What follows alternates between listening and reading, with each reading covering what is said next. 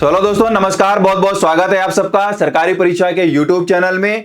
आज की वीडियो में आप सबके लिए एक बहुत इंपॉर्टेंट अपडेट है। जी हां, अगर आप उत्तर प्रदेश से हैं और उत्तर प्रदेश में पुलिस डिपार्टमेंट ने रेडियो संवर्ग में भर्ती के लिए वैकेंसीज निकाली थी, नोटिफिकेशन जारी की थी, अगर आपने इनके फॉर्म भरे थे तब आपके लिए बहुत इंपॉर्टेंट वीडियो है, बिकॉज मैं बहुत इंपॉर्टेंट अपडेट देने वाला हूं। तो वीडियो को लास्ट तक देखिएगा, पूरा देखिएगा और दोस्तों के साथ भी शेयर करिएगा, ठीक है।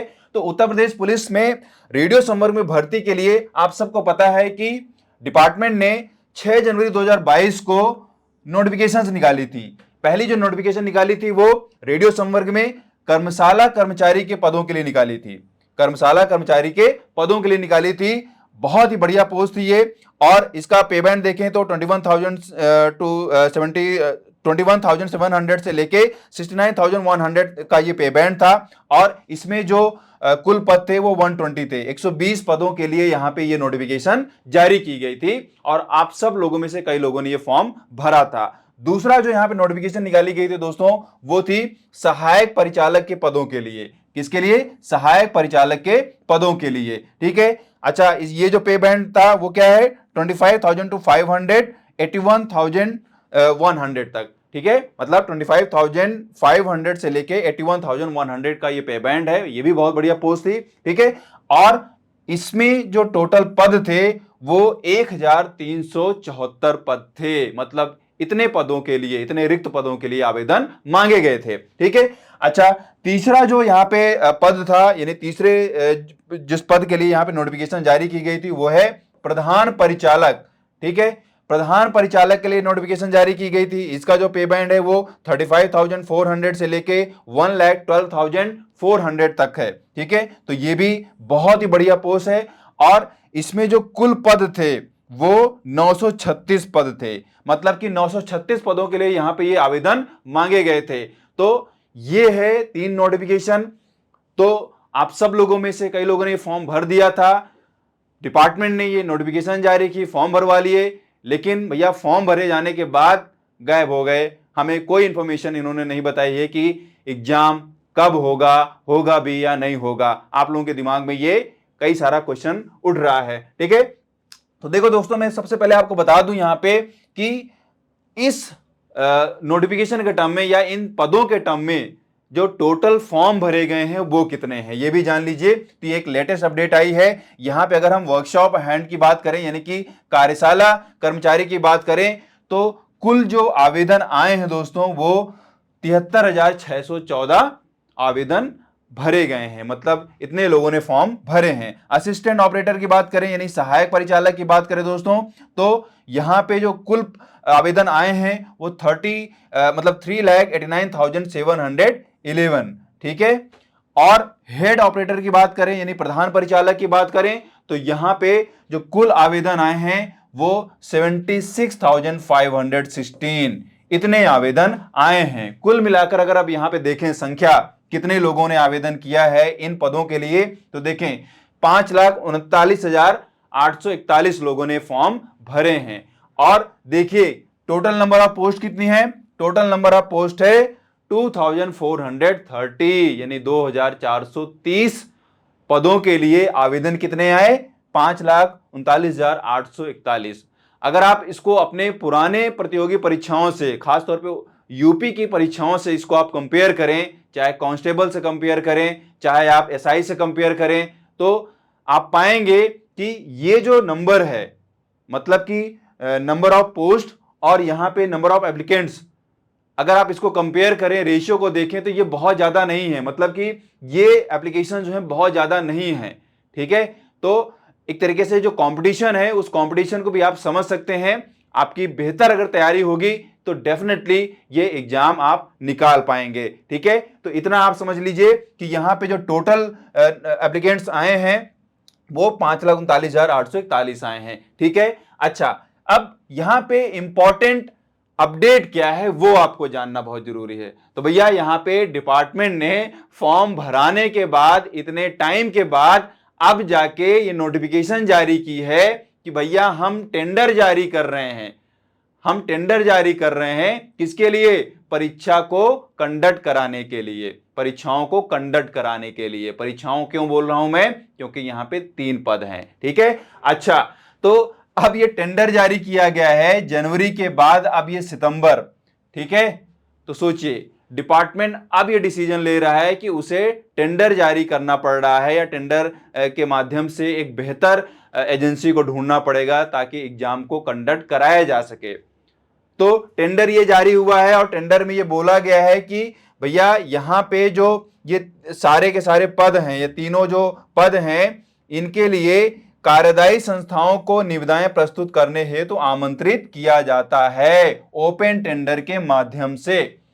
तो ओपन टेंडर जारी कर दिया गया है। अब जो भी एजेंसीज हैं, जो भी फर्म्स हैं, वो इस पे अपना टेंडर भरेंगी, लेकिन टेंडर तभी भर पाएंगी जब इस नोटिफिकेशन में क्वालिफिकेशन यानी एलिजिबिलिटी और कंडीशंस को वो फुलफिल करेगी। मतलब कोई भी एजेंसी नोटिफिकेशन में मेंशन्ड एलिजिबिलिटी और कंडीशन को जब फुलफिल करेगी तभी वो टेंडर भर पाएगी और उसको टेंडर मिल पाएगा। देखिए यहाँ पे बहुत सारे टेंडर्स भरे जाएंगे, लेकिन वो टेंडर किसको दिया जाएगा वो यहाँ पे डिपार्टमेंट ही डिसाइड करेगा। ठीक है, अब वो एलिजिबिलिटी क्या होगी, वो कंडीशंस क्या हैं, वो सारा नोटिफिकेशन में मेंशन्ड है ना, लेकिन उन सारे टेंडर की स्क्रूटनी जो है वो डिपार्टमेंट ही करेगा और फाइनल एक एजेंसी को फाइनलाइज किया जाएगा, है ना। अच्छा, यहां पे एक और इंपॉर्टेंट बात आप समझ लीजिए, इस नोटिफिकेशन में मेंशन किया गया है कि जो परीक्षा होगी वो लिखित परीक्षा ऑफलाइन माध्यम यानी कि OMR बेस्ड एग्जाम होगा।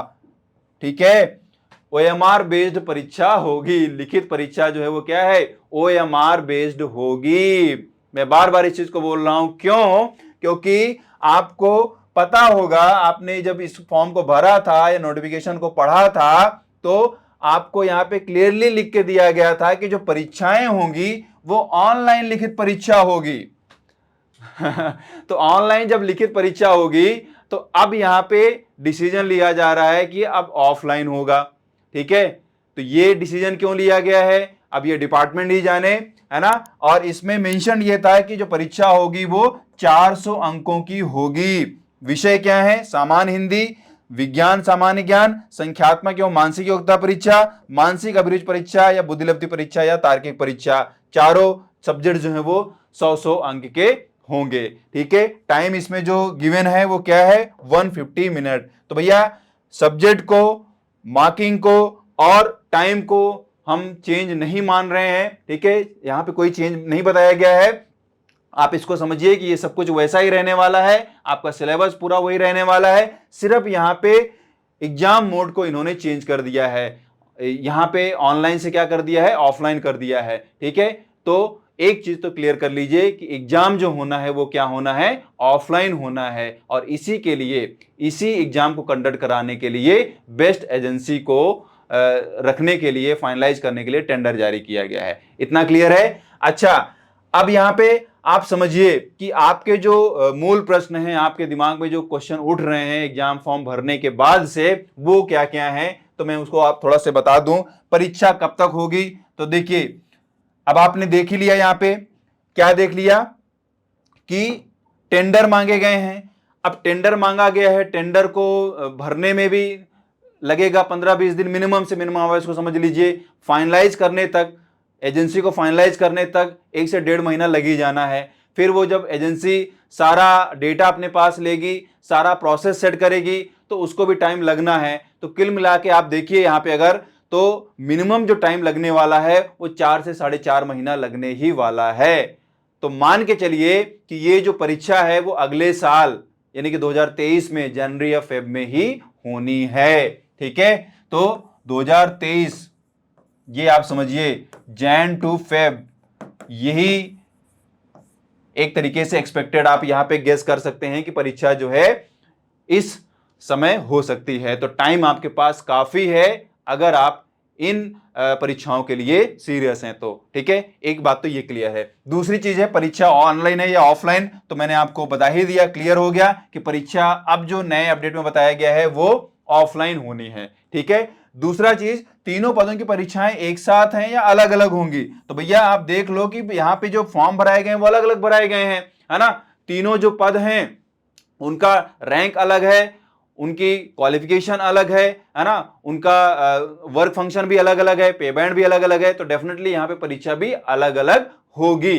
ठीक है, सिलेबस भी एक तरीके से आप यहाँ पे समझिए कि वो अलग अलग ही रहेगा। मेन जो सिलेबस है मतलब जो सब्जेक्ट्स हैं वो सब में एक तरीके से कॉमन है, लेकिन जो सिलेबस टॉपिक लेवल पे अलग होने वाला है वो बेसिकली साइंस में अलग होने वाला है। बिकॉज आप सबको पता होना चाहिए कि ये रेडियो संवर्ग है, टेक्निकल पोस्ट है एक तरीके से, तो इसमें साइंस का महत्व है और खास तौर पे इसमें जरूर आप समझिए कि फिजिक्स का रोल काफी होने वाला है। तो फिजिक्स का बेसिक जो आप नहीं तैयार कर पाए हैं वो जरूर उस पर फोकस करें, जरूर वहां से काफी क्वेश्चन बनेंगे। ठीक है, तो इतना क्लियर है, परीक्षाएं अलग अलग होंगी तीनों पदों के लिए, और ज्यादा जो फोकस करना है आपको वो साइंस सब्जेक्ट पे करना है। और साइंस सब्जेक्ट का जो सिलेबस है वो आपकी पुरानी नोटिफिकेशन में मेंशन्ड है, आप उसको बकायदा टॉपिक को देख सकते हैं कि किन किन टॉपिक पे आपको ज्यादा फोकस करना है। ठीक है, अच्छा दूसरी चीज, परीक्षा आसान होगी या कठिन। अब आप देखो मैंने क्या बताया कि लगभग 5,39,000 के आसपास यहाँ पे आवेदन आए हैं और नंबर ऑफ पोस्ट भी ज्यादा हैं, तो कंपटीशन जो एक तरीके से वो मॉडरेट लेवल का होने वाला है। बहुत ज्यादा ना तो टफ होगा और ना ही बहुत ज्यादा आसान होगा, है ना, लेकिन फिर भी आपकी तैयारी अगर वीक है तो फिर डेफिनेटली वो आपके लिए क्या होगा, टफ एग्जाम ही होगा, है ना। तो थोड़ा सा अपने आप को वहां पे पुश करिए और ज्यादा बेहतर तैयारी करिए। जहां भी आपको कोई डाउट आता है, कुछ भी परेशानी होती है, आप हमें जरूर कमेंट में बताइए, अपना फीडबैक दीजिएगा इसी वीडियो के माध्यम से। बिकॉज हम आपके लिए इस एग्जाम के लिए, इन एग्जाम्स के लिए एक सीरीज लाने वाले हैं।